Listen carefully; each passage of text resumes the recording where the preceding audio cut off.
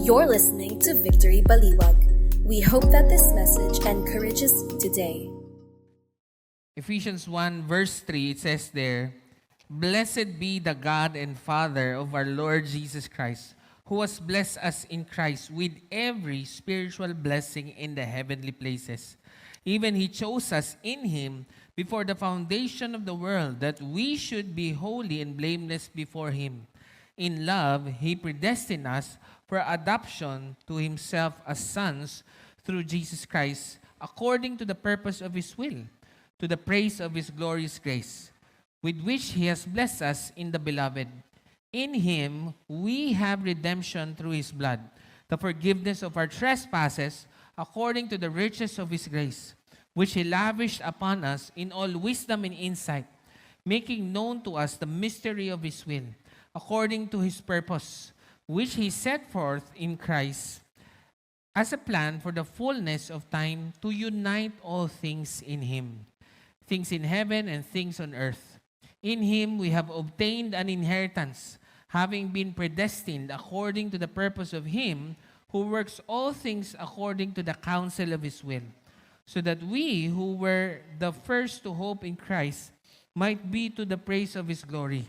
In Him you also, when you heard the word of truth, the gospel of your salvation, and believed in Him, were sealed with the promised Holy Spirit, who is the guarantee of our inheritance until we acquire possession of it, to the praise of His glory."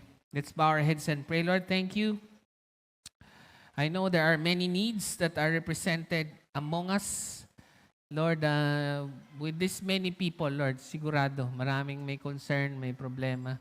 And Lord, this is not just a Sunday service for us. We long to hear you speak to us. And so, Lord, we are your servants, speak to us, for we are listening. Lord, thank you so much in Jesus' name. Amen and amen. All right, go ahead and take your seat. Okay, once again, ngitian mo uli yung katabi mo, kaliwa, kanan, para naman they feel good that we are seated right next to each other. Okay, so we are second week of our series, What Shapes Us? Okay, sabihin niyo po, what shapes us? So, what shapes you? So, kind of like, kung mahilig ka mag-gym, sino may kakilala ka mahilig mag-gym? Yan, kakilala, hindi ikaw, di ba? Wala, lahat ng kaibigan nyo, walang alam sa gym, no? So, okay. Di ba, dahil nag-gym siya, makikita mo naman, the gym shapes the person.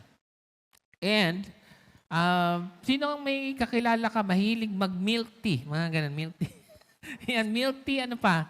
Ano pa bang mga sangyupsal? Mga ganun, mahilig? Okay, so kita mo, yun yung nag-shape sa kanya. Okay, bakit kayo nakatingin sa akin, ha? Grabe kayo. Hindi ako mahilig mag-samgyupsal. And so that's the example. Alam ko na may series na tayong ganito last year, but we're gonna talk about more things this time. So, last week we talked about scriptures, salvation, sanctification, sacraments, second coming, end of the world, di ba? Kaya, umano po kayo dito sa series na to, pag-uusapan natin ang end of the world and mission. Bihira natin itong ginagawa, no, Coach Carol? Pero gagawin natin ngayon, tulungan nawa tayo ni Lord. No? So, kasi nga, that's what shapes us today and even the future. Kanina lamang po ay nagkaroon na naman ng 10 a.m. service sa Bustos. So, it's not about just being shaped as a church or a person, but even as churches. Okay, may bago na namang church. Anong mag-shape doon? And today, we're gonna focus on the word salvation. Okay, sabihin niyo po salvation. Last week, pinag-usapan natin na yung Bible ay Word ni God. Pero tungkol saan ba yung Bible? Bakit ka magbabasa nito? I think you're looking for salvation. Naghahanap ka ng kaligtasan sa mga pinaggagawa mo sa buhay mo or even after death. So, maybe in one word, the Bible is for salvation. Last year, same time, magkasama kami ni Coach Carol. Pumunta po kami sa dulo ng mundo, sa Cape Town, South Africa. Sa baba na ng Antarctica, sa taas ng Antarctica. And nung convergence ng buong Victory and Every Nation World, namigay po si Pastor Steve ng We Believe, ayan, yung libro na yan. Alam ko, limited copies lang yan. Kaya ang ginawa natin ay, basta binasa lang natin and then kung ano yung point sa book, yun din yung ipipreach ko ngayon. No? Kasi nga, the intention is that we are being shaped together as a whole world of churches.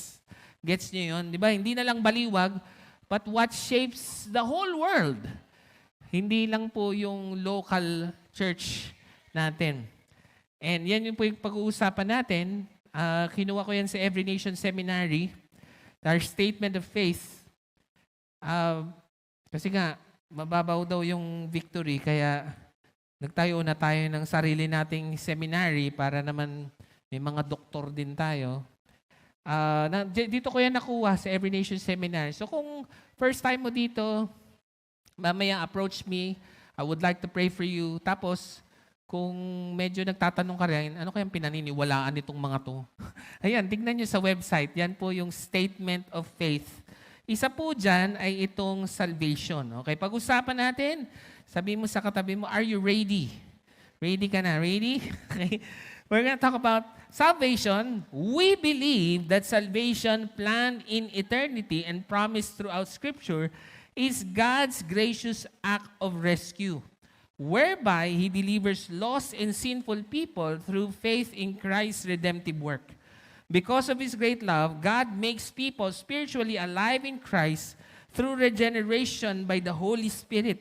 By grace, God forgives and justifies people through faith apart from works, conferring upon them all the benefits of the union with Christ, including the gift of God's righteousness, the indwelling Holy Spirit, and adoption into His family. Now, as we talk about salvation, minsan kasi nare-reduce. Sino sa inyo, sa tingin mo, pag mamaya nasagasaan ka ng magtataho, wag naman, no? Huwag ka mag-alala, mabubuhay ka pa, matagal pa, mga 500 years pa. Kunwari, kinuha ka na ni Lord mamaya. Sino naniniwala? Mapupunta ka na sa langit, taas ang kamay. O, di ba? Marami naman nagtaas. So, ano pa pag-uusapan natin? Umuwi na tayo, save na tayo. And here's the problem. We have reduced salvation to a fire insurance. Yung ayaw mo lang masunog sa impyerno. Tapos na. Basta hindi ka masusunog, okay na. But yung binasa nating verse, yung Ephesians 1:3-14, hindi yon ang attitude ni Paul. In fact, Ephesians 1:3-14 in Greek is just one whole sentence ng walang, ano ba yung ganun? Walang kama, walang hinto. Di ba? Meron ka na bang nakakwentuhan, yung tipong, ewan ko, in love kaya siya or what? Yung hindi ka makasingit, di ba? Alam mo ba?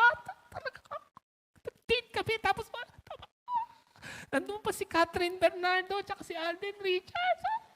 Tapos, parang sobra siyang excited. At alam niyo ba kung ano yung kinukwento ni Paul sa Ephesians 1:3-14 na hindi siya makatigil, salvation.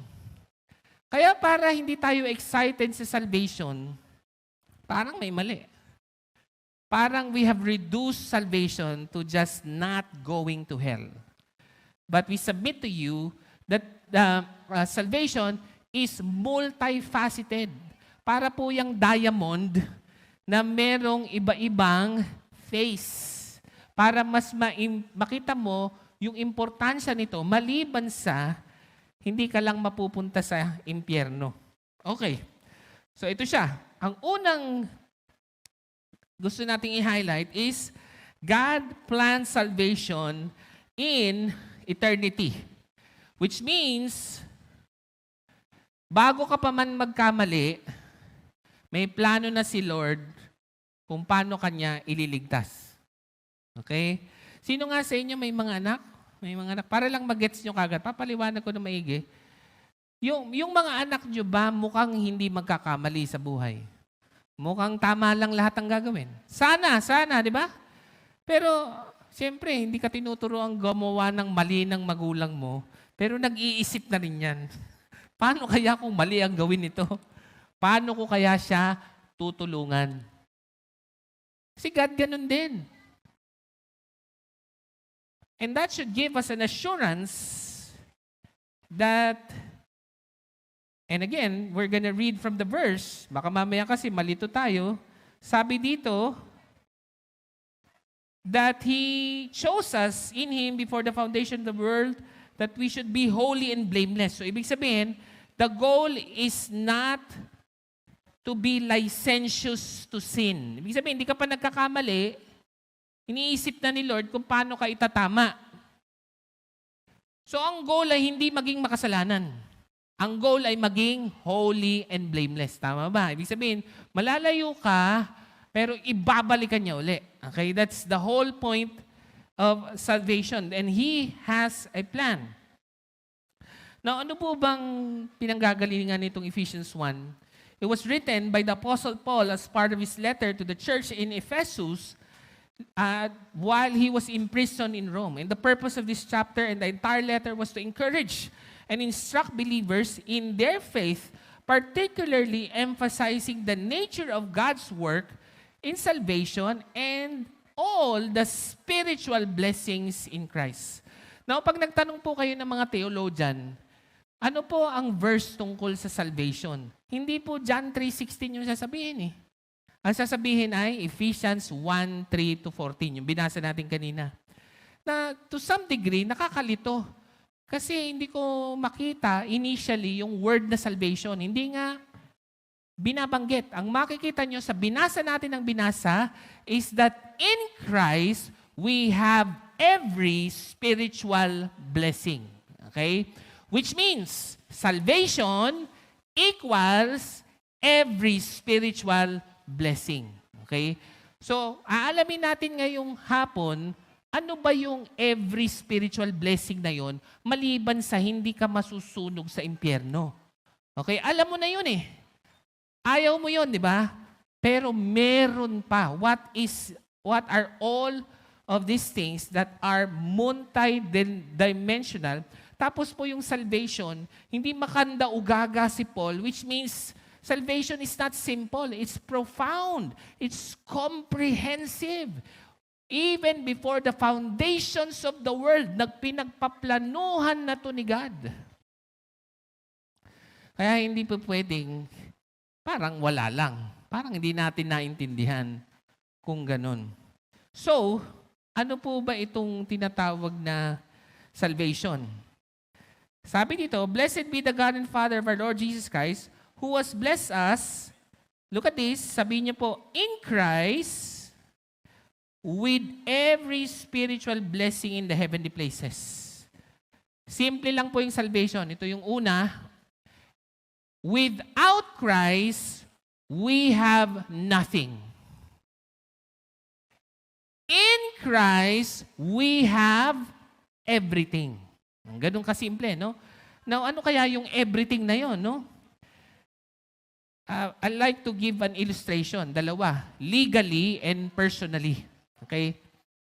Sino nga uli yung mga may asawa? Mga may asawa. Yan, nakakahiya. Buti, nandito na naman. Nandito ba yung mother-in-law ko? Nanay ng asawa ko. So, nahiya ako eh, pero para maintindihan nyo, okay lang ba? Huwag nyo akong pagchismisan kasi malilito kayo eh. Kung kukwento ko lang ng diretso, di na intindihan nyo, di ba? Ako po, nung market po ko ng ligaw, namamasahe ko, wala po kaming resort, nagbabayad lang tuwing maliligo, tapos uuwi na, ganun. Tapos, basta namamasahe lang. Nung nanliligaw ako kay Judith, namamasahe lang ako. Pero sila, tagi-tagisa sila, bata pa lang, may sasakyan na. Sila yon, hindi kami. Hindi ko naman siya pinakasalan dahil doon. So, dinilinaw ko lang. Hindi ko nga alam na ganun eh. Tapos may resort. Tapos may ganito, ganyan. Oh. So bago kami kinasal, kaya tingnan niya, in the marriage, outside of the marriage, I have nothing. Inside of the marriage, may resort na ako. Hindi totoo yun. Bigla akong nasama dun sa titulo. Ba't ako kasama dyan? Magkasama. You are in the marriage. Naintindihan ninyo. In our marriage, we have everything, no? Outside of it, we have nothing. So I hope you understand that, na ganoon yung pagiging Kristiyano. Na lahat ng meron si Kristo ay meron ka rin. At lahat ng utang mo ay utang na rin niya, kaya siya ang nagbayad. Diba? Yung iba nakaka-inherit ng asset, yung iba nakaka-inherit ng utang. Alam mo, bago kami mag-asawa, wala kaming utang. Nung nag-asawa kami, may utang na kami. Okay, so, kaya, yun yung in Christ. That is legally. So this is a legal status. Kaya pag tinanong ka, Kristiyano ka ba?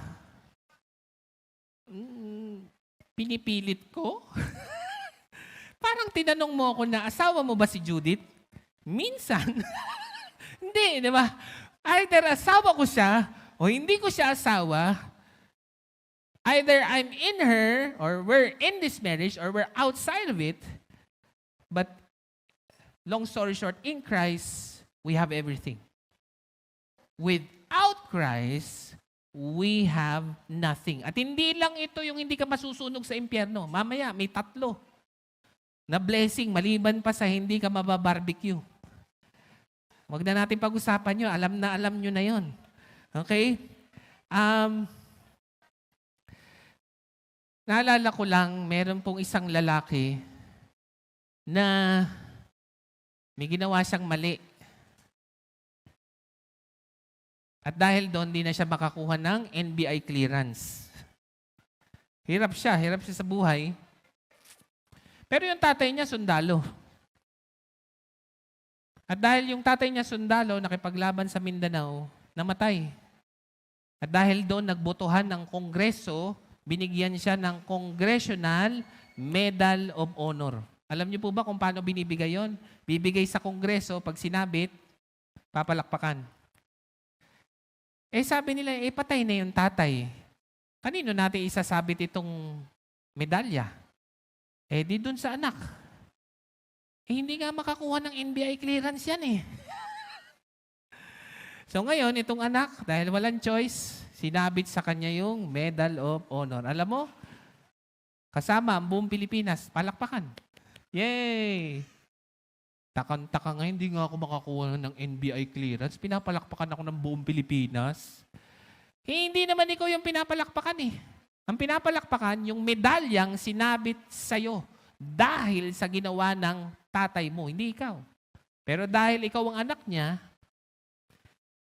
your shame is covered by His honor. Yung iyong kahihiyan ay tinakban ng kanyang karangalan. So that's what it means to be in Christ. Meron pa pangalawa, hindi nyo pa yan masyadong ma-appreciate. Personally, sabihin, hindi lang legally, but personally. Sabihin niyo po, personally. Kasi yung iba magsasabi, ako wala pa po akong asawa, pastor. Ayan, okay, so hindi ka makarelate. Pero, sabi po ng 2 Peter 1:3-4, hindi na natin papakita, but essentially, what the verse is saying, when you are saved, when you were born again, now you were infused with the DNA of God. Okay? You have a God DNA in you. Which means, ito yung part mo na hindi na mamamatay. Okay? Wala pong itinira si Lord. Meaning, nung na-save ka, nung na-born again ka, binigay na lahat sa'yo in Christ. It's kind of like, sino sa inyo may mata ka? May mata. Okay. Yung iba, wala. Nakapikit no? Alam nyo, yung mata ninyo, kailan yan binigay ni Lord? Kanina lang o simula pinanganak? Simula pinanganak nandyan eh. Lumalaki lang, it's gonna grow in glory, but it's already there. Now, yung God DNA, yung resurrection power, alam nyo, pag namatay tayo balang araw, kung ikaw ay born again, mabubuhay kang muli. At bakit ka mabubuhay? It's because of the God part in you. That you have the DNA of Christ. Hindi na lang yung sakitin mong DNA. Di ba? Meron ba dito may sakitin kang DNA? Di ba? Yung parang di ka naman naghahanap ng sakit, parang nagkakasakit ka. Huwag ka mag-alala. Kasi merong DNA si God na hindi mapupuksa ng kamatayan. It's gonna activate what it's in you. Everything. Kaya ngayon katabi mo, kahit makakatulog na yan, hindi siya makatulog kasi the DNA is waking him up.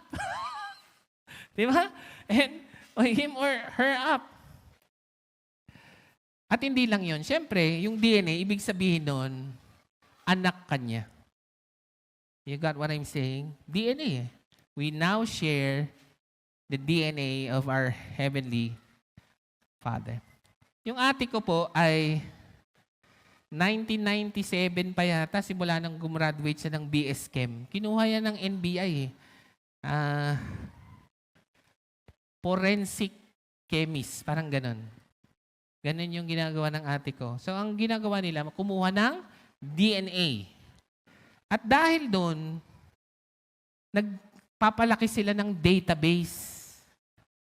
Umuwi yung ate ko, sabi niya, i-DNA ko kayong lahat. Grabe. Alam niyo, at that time, magkano magpa-DNA? 70,000, 1997. Ganon nakamahal. Hindi ko na alam kung gaano nakamahal ngayon magpa-DNA. Ngayon, sinuwab ako, sinuwab yung kuya ko, sinuwab yung ate ko, sinuwab yung nanay ko, sinuwab yung tatay ko, nilagay doon sa machine, kinakabahan kami. Kapatid ba kita? Ano na lang ang mangyayari kung nalaman ko ang katotohanan? Long story short, lumabas naman yung result. Talagang magkakapatid kami. At saka yung magulang namin, talagang magulang namin. Now, dalawang bagay. Ang salvation, in Christ, you have everything. Which means, it should bring about conviction. Sabihin niyo po conviction. Ano may conviction? Binigay na pala lahat ni Christ. Pati yung DNA, pati yung resurrection power. So, dapat, lahat ng pinagagawa ni God, gawin mo. Bakit? Pinigay na lahat eh. Ano pa bang kulang? Pati yung bubuhay sa'yo, pag namatay ka na, nasa'yo na. Mag-a-activate na lang yan. Pag namatay ka, hindi mo naman kailangan ng resurrection power ngayon. Buhay ka pa eh. Pero pag namatay ka, it's gonna activate. But at the same time, pag ikaw ay nagkamali, paalala mo naman yung DNA ni God. Na mula ngayon, hindi ka na lang pala, hindi mo na lang siya boss. You have God's DNA, therefore, He is your Father. At hindi ka niya pababayaan. So it's a pendulum between conviction, salvation should lead you to say, I am gonna do everything to follow God because He has given me everything. Ngayon, pag nagkamali ka naman, babalik ka naman dun sa side na, hindi ko naman siya boss eh. Tatay ko siya. We have the same DNA. And so that should lead you to comfort. So conviction and comfort. Now, ito na ho.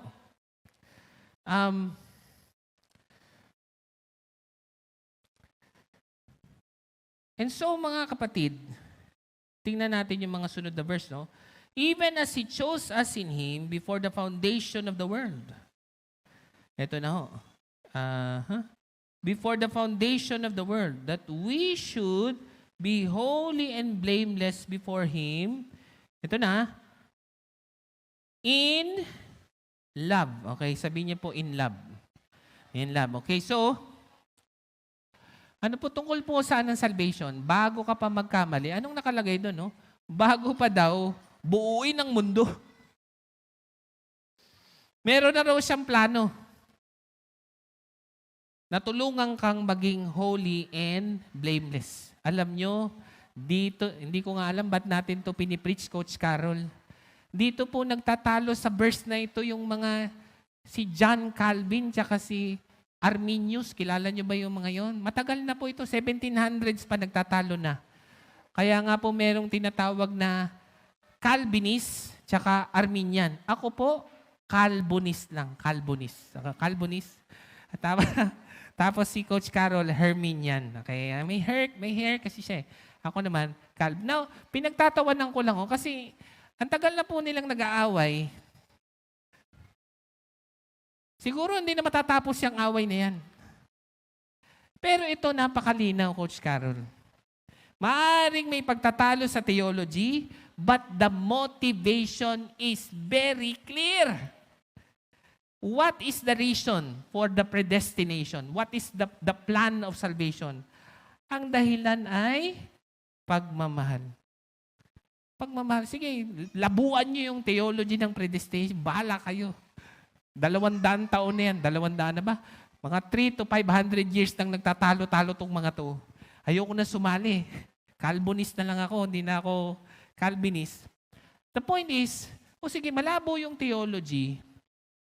Pero ang linaw ng motivation. Pagmamahal ang dahilan. Kung bakit hindi ka pa nagkakamali, may plano na si Lord kung paano kanya ibabalik. Ganun kanya kamahal. And it highlights assurance and even our salvation. That it is really not of our works. And we want to say that God saves people by grace through faith. Hindi po ito yung tayo may gawa. Hindi ka pa nga pinapanganak eh. Paanong ikaw yung magliligtas? O hindi ka pa pinapanganak, may plano na. So hindi ikaw to. Diba? It's not really you. Now, balikan lang natin ano pa yung isang facet ng salvation na hindi lang fire insurance. Ito na. Adoption. Okay, sabihin niyo po, adoption. Ano po ba ibig sabihin yan? Siyempre, ampon, no? But in the context of Ephesians 1, in the Roman times, ang adoption is not about para magkaanak ka. Adoption is more about securing an heir. Kasi kailangan mo ng tagapagmana. Usually, ang napopromote yung mga slave. Sila yung mga tagatulong ng master at dahil gusto nila na ito ang magmana, then they will be upgraded, no? Now, no longer a slave, but now a son. And therefore, a son, therefore, an heir. Ano po bang problema sa slave? Hindi siya pwedeng tagapagmana eh. Kaya kailangan yung slave maging son. So Paul is redefining that in salvation, all believers, men, women, slaves, and free, are adopted as heirs in Christ. Ano ibig sabihin nun? Alam mo kung paano mo nalaman na save ka na? Hindi lang yung sure ka na hindi ka mapupunta sa impyerno. Pangalawa, nagpapalit ang relasyon mo sa Ama sa Langit. Because if you are saved, then you will treat God no longer as a boss, but as a father. Tama ba? Kasi pag hindi ka saved, ang tingin mo kay God, boss na ipiniplease. Pero pag na-save ka, one facet of salvation is now you become a son. And therefore, there is intimacy, there's access. Nakikita ko po yung anak ko, patakbo-takbo. Yung iba po sa inyo, pagtapos ng service, di ba? Pastor, magandang hapon. Hello. Ganun, di ba? Yung talagang, pag kumamay pa, parang, hi, si Pastor, hello. Ganun, di ba? Yung mga anak ko, pag nakita nyo yan, Dad, gaganon yung papatungan ako ng paa niyan. Minsan nga, pag naghihilik ako, sasampalin pa ako niya, no? Dad, nanghihilik ka. Tinuturuan ko naman, huwag mo ko sampalin, anak, tatay mo ko eh. So, para gisingin. The point is, iba kasi yung relasyon natin eh. No? Iba rin yung relasyon ko sa anak ko. Ang tingin niya sa akin, hindi boss. Ang tingin niya sa akin, tatay. Okay, so yun. Yun ang salvation. Pag gaganong ka na, save ka na. Naintindihan nyo, hindi lang po ito yung may impyerno, hindi. Kaya nga ho yung prodigal son, naalala nyo, paborito, alibughang anak. Anong sabi nung Anong sabi nung prodigal son? Maging alipin na lang ako. Pero tignan nyo, hindi hinayaan nung ama. Parang hindi nga nagre-repent no, Coach Carl? Parang hindi nag-repent yung prodigal son kasi dumidiskarte siya. Ayaw niyang humingi ng tawad. Ang sabi niya, slave na lang ako. Pero hindi hinayaan.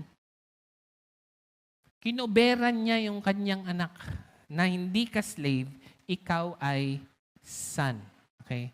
Naniniwala po ba kayo na God is in control? Amen, amen. So ibig sabihin nun, God can never be rushed. Tama ba? Kasi kung in control si God, never nagmamadali si God. Never. Lagi nga daw siyang on time eh.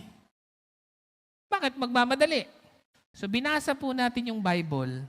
Napansin ko, tama nga, never nagmamadali si God. Minsan ko lang nakita doon sa prodigal son. Kasi anong sabi? Tumakbo siya. Malayo pa lang. Alam mo, God never runs.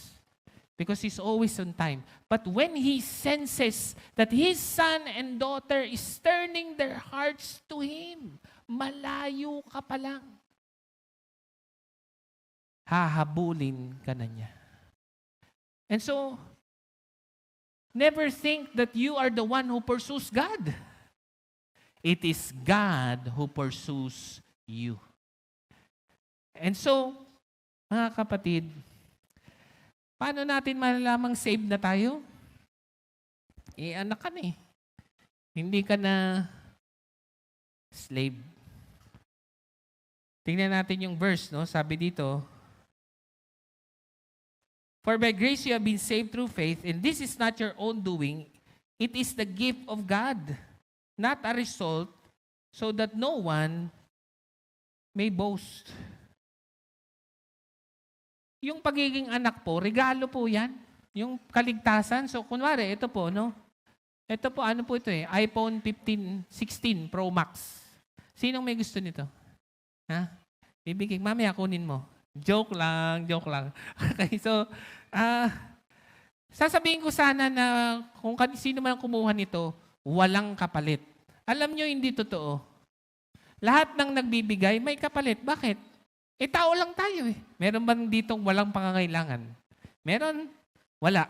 Ibig sabihin, lahat ng ginagawa natin, meron niyang balik. Okay? Kahit sabihin mong wala, meron. Sino lang talaga yung totoong mapagbigay? Si God. Kasi wala siyang kailangan. Now, here's the point. Tingnan natin ha. Another thing is purpose. Pagpalagay na natin na ayaw niyong maniwala sa Diyos. Hindi totoo lahat ng sinasabi ng kalbong yan. Ha? Napadaan lang ako dito kasi sabi, lilibre raw ako ng pizza. Hindi yan totoo. O sige, kung walang Diyos, kahit walang Diyos, everybody lives for a purpose. Okay? So kung may Diyos ka, siyempre, ang purpose mo kay God. Tama ba? Pero kung wala kang Diyos, meron ka pa ring purpose. May it be finances, job, family. Now, whatever purpose that is your master. Okay? At lahat po ng master na hindi si God ay tao. At lahat ng tao merong pangangailangan, which means all other masters apart from Christ will enslave you. Okay? Ulitin natin, bakit? Si Jesus lang po yung walang pangangailangan. Kunwari, binigyan ka ng regalo na ikaw na ay anak. Anong kailangan niya sa'yo? Ano? Sige, sabihin mo. Wala. And the only reason why Jesus would give a gift is because in love. Even from the foundation of the world, wala ka pa.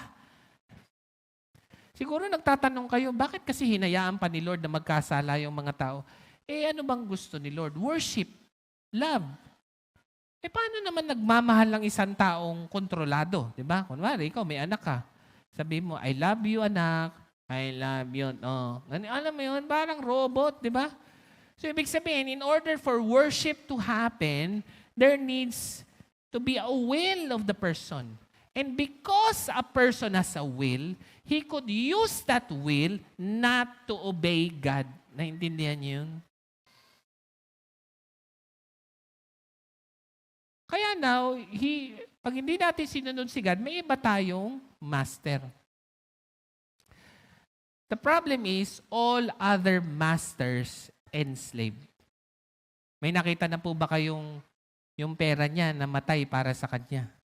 Your money will never die for you. Only Jesus dies for us. Your family, will they die for you? I hope so. But only Jesus dies for us. Wala naman. He gives this gift not so that you will give back something because He does not need anything. He gives the gift for freedom's sake na ikaw ay maging malaya. Now, another thing about this, adoption, redemption. Sabihin niyo po, redemption. Redemption, gift din niya ni God. Meron na po bang na-tow ng sasakyan dito? Na-tow. Ha? Yung magtaas ng kamay, tutubusin natin. Joke lang. Diba? Na-tow, diba? Grabe. Pag na-tow yung sasakyan mo, nagagamit, hindi. Hindi. Bakit? Alipin Alipin yung sasakyan. Nakakatuwa, pagka tinubos mo yung na-tow mong sasakyan, tatatakan yan ng LTO. Or kung sino man yung nagtotow services. Alam mo kung itatatak? Redeemed. Redeemed. At pag na-redeem na yon, siya ngayon ay magiging malaya na. Alam ninyo, malaya po kayong humanap ng kung sino-sinong master, but all other masters and slaves. Only Jesus is the one who will free you. Now, salvation is a gift from God, not something we earn through good works.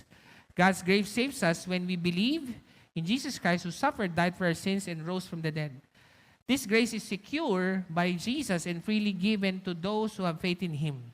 Salvation based on works would lead to pride and constant anxiety whether we have done enough. By grace, we recognize that we are saved because of God's love and mercy, eliminating any grounds for boasting about ourselves and allowing us to rest in God's gift. Ito na, meron pang pangalawa. The Holy Spirit regenerates lost and sinful people. Basahin natin yung verse para maging malinaw yung pagpapaliwanag. Sabi doon, but when the goodness and loving kindness of God, our Savior, appeared, He saved us. Bakit tayo niligtas? Not because of works done by us in righteousness, but according to His own mercy. Paano daw yun ginagawa? By the washing of regeneration and renewal of the Holy Spirit, whom He poured out on us richly through Jesus Christ our Savior. The Holy Spirit is essential. So ngayon, nagpipreach ako tungkol kay Jesus. Tama? Naririnig niyo ba ako? Yung lahat ng nakakarinig sa akin, mag-amen. O, narinig niyo ako lahat.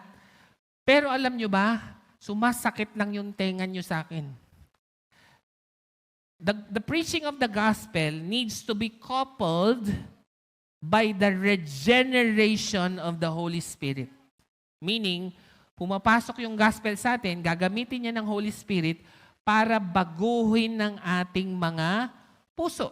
Kasi kung walang ganun, wala. Papasok dito, lalabas sa kabila. Di ba? But thank God, there is Holy Spirit regeneration. I remember, meron po akong Victory Weekend lang no? Pero sabi niya, 13 years ago daw, umattend na daw siya. Lahat daw ng mga pinagsasabi ko, Coach Carol, narinig niya na, paulit-ulit na nga daw. Yung matatagal na rito, naisip niyo, paulit-ulit na lang yung mga sinasabi nitong pastor na to.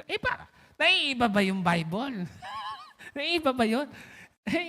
Yan na rin yun Alam niyo, 13 years ago, nung una siyang in-invite dito, ang sabi niya, alam mo, 100% ng sinabi ng kalbong yan. Hindi, may buhok pa ako nun. 100% ng sinabi ng one-sided ng pastor na yan, one-sided, hindi totoo. At kung totoo man, it doesn't make sense. It's not useful for my life. Alam mo, nung umattend siya, nagtuloy lang kahit napipilitan. After 5 years of attending, alam mo, 50% nung sinasabi ng pastor ay na lamang ang hindi totoo. So mula 100% hindi totoo, ngayon 50 na lang. Bakit bumababa? Hindi naman nagbabago yung sinasabi ko Pati nga yung illustration ko, paulit-ulit na Alam nyo kung sino yung Holy Spirit nire-regenerate. Alam mo, pagdating nitong, kailan nga nag-Victory Weekend yun? This year or last year, pag nagbi-victory group kami, connect question, kamusta kayo? Mahal na mahal tayo ni Lord. Mga ganun. Sabi ko, ano na nangyari sa'yo? Hindi ko nga maintindihan, pastor Lahat ng mga tinituro mo, narinig ko na yan dati, pero ngayon, iba yung tama. Parang nakarating na ako tuwing nagpipreach, hindi ko na pinagdududahan yung kalahati nung sinasabi. 100% makes sense. At sinong gumawa nun? Hindi ako. Yung sinasabi ko, paulit-ulit lang because paulit-ulit lang din naman yung gospel. But through the gospel, the Holy Spirit regenerates the lost and sinful people. Kaya sabi mo sa katabi mo, huwag kang mawalan ng pag-asa. Patuloy mo lang i-share ang gospel. Patuloy mo lang silang ipag-pray. Nung una kang narinig niyan, lahat ng sinabi mo, hindi totoo. Sa pangalawang pag-share mo dyan, kalahati, paniniwalaan niya na. Sa susunod, 1/4. Mamaya magbi-Victory Weekend na yan, tingnan mo. At hindi dahil magaling ka. It's because of the Holy Spirit. Sabi ng Zechariah 4:6, not by power, not by might, but by the Spirit of God. At hindi lang po yan, na hindi lang tayo nare-regenerate. We are actually united in Christ. What do we mean? United in His death, united in His resurrection. Tingnan natin yung verse, I have been crucified with Christ. It is no longer I who live, but Christ who lives in me.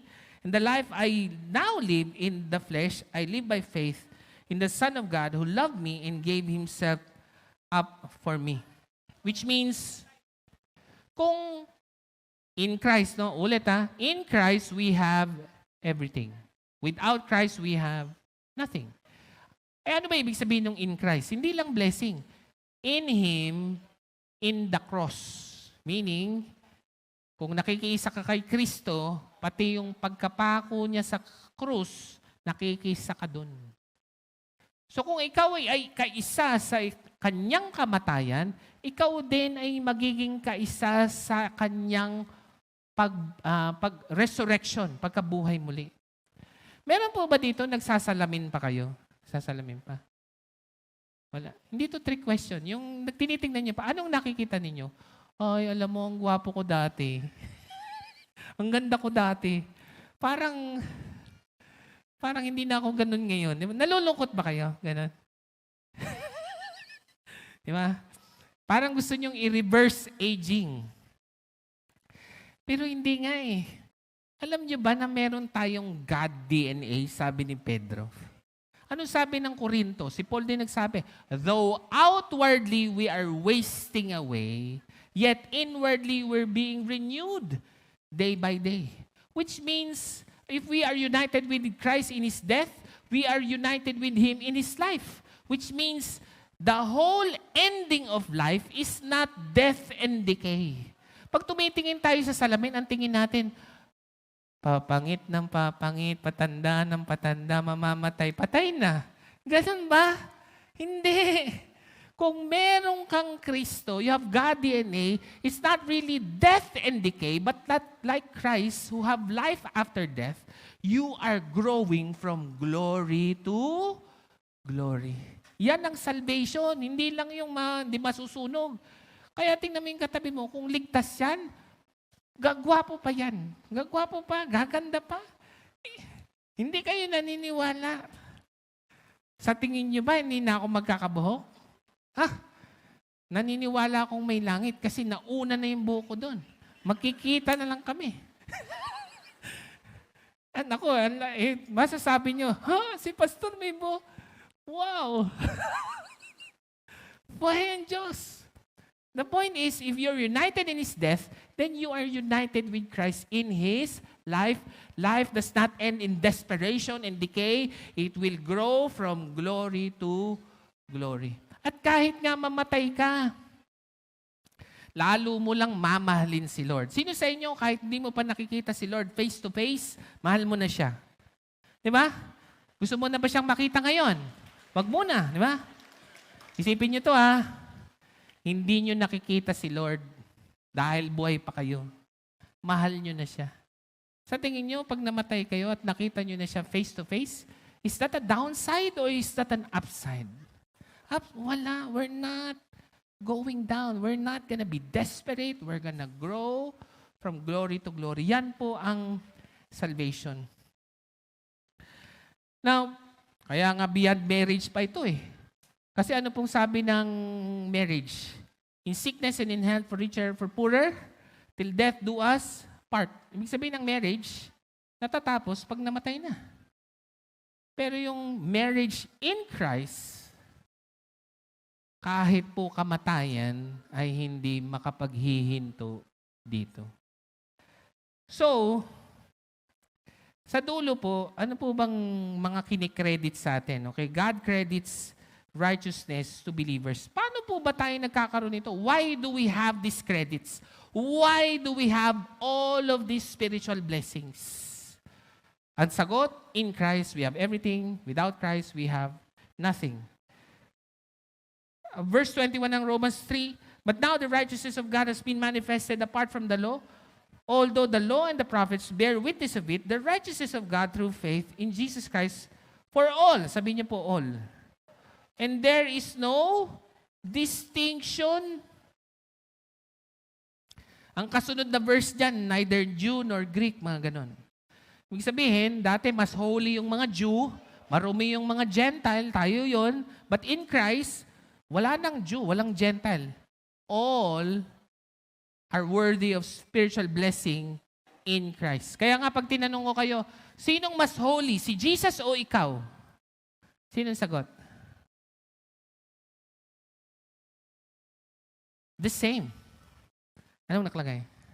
There is no distinction. Kapag tinitignan ka naman ni God, hindi ka naman niya nakikita Ang nakikita niya is Christ in you, the hope of glory. In Christ, we have everything. Without Christ, we have nothing.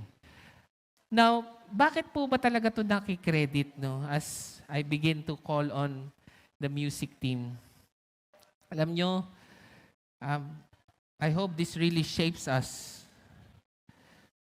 Si Jesus po, tuwing nagdadasal, lagi po niyang tinatawag na Ama, si God.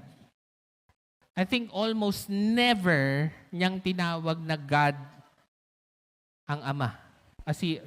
Tinawag niyang tama. Hindi niya tinawag na God.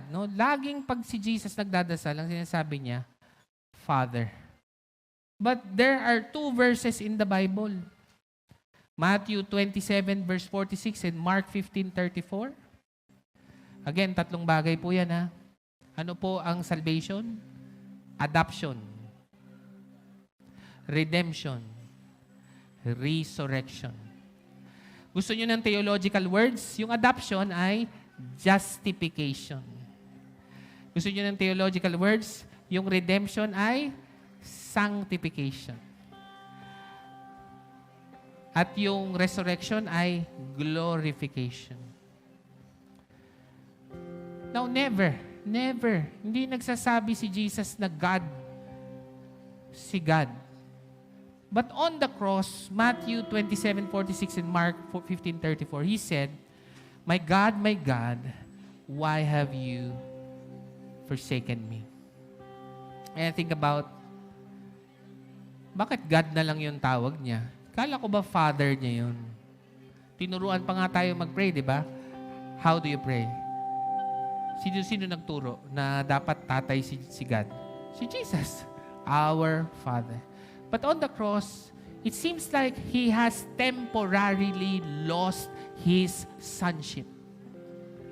Why will be credited adoption? Bakit? Because Jesus lost temporarily His sonship. The reason for doing that is so that you and I can be sons and daughters of God. Yun ang dahilan. Kaya nawala ang kanyang pagiging anak temporarily ay para ikaw ay maging anak niya. Hindi na boss. Yun ang save.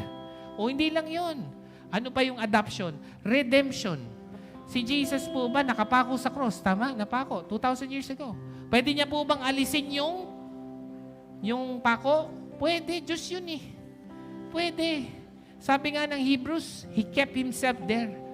For the joy that was set before Him, He endured the cross. He surrendered His freedom. Ano po ang itsura ng taong nakapako sa cross? Walang kalayaan. Bakit po nawala ang kalayaan ni Kristo sa cross? He lost His freedom so that you and I will be free. It is for freedom that Christ has set you free. And lastly, meron po bang namamatay na Diyos? Alam niyo yung mga Hudyo hindi makapaniwala sa Diyos na namamatay. Pero wala namang imposible sa Diyos, di ba? Tama, di ba? Kahit imposible na mamatay ang Diyos, but if God chooses to become man in Christ, so bakit po ginawan ng paraan ng Diyos na pwedeng mamatay ang Diyos na nagkatawang tao? Bakit? Bakit hinayaan niyang mamatay si Kristo? Siya ay namatay so that you and I will live. And so salvation is not just a fire insurance. Because of Christ, you are sons and daughters of God. Because of Christ, you are free from your all enslaving masters. Because of Christ, He died so that you will not end up in decay, but you will live in eternal glory. How many of you are grateful for that salvation? So why don't we all stand up, no, and why don't we raise up our hands? Lord, I pray that your salvation will shape us. Lord, tulungan mo kami. Not to see, Lord, na yung salvation ay fire insurance lang. Lord, please lang. Si Paul nga, hindi niya siya makahinga. It's a breathtaking salvation. Lord, that we are legally in Christ, vitally in Christ. We are not just saved from the fires of hell. We are adopted as sons of God. We are redeemed for freedom. You died so that we will not end in death, but we will live forever. Lord, once again, teach us to have the joy of our salvation, Lord God. Lord, we could not stop talking about it, that talaga ba ako niligtas? And Lord, I pray that we're gonna realize more the sweetness of your love and mercy. Lord, before the foundation of the world, Lord, bago pa kami lumabas, Lord, may plano ka na. Magulo man, mahirap intindihin, malinaw ang iyong puso dahil mahal mo kami. You want us to be brought back to a blameless and a holy life. Lord, maraming salamat. Lahat ng ginagawa namin does not end in death, but will end in eternal hope of life. Lord, maraming salamat po. Bring us back, Lord God. You are the answer to our lost hearts. In Jesus' name, amen and amen. Thank you for listening to Victory Baliwag Podcast. Follow us at Victory Baliwag on Facebook and YouTube for more details as we honor God and make disciples.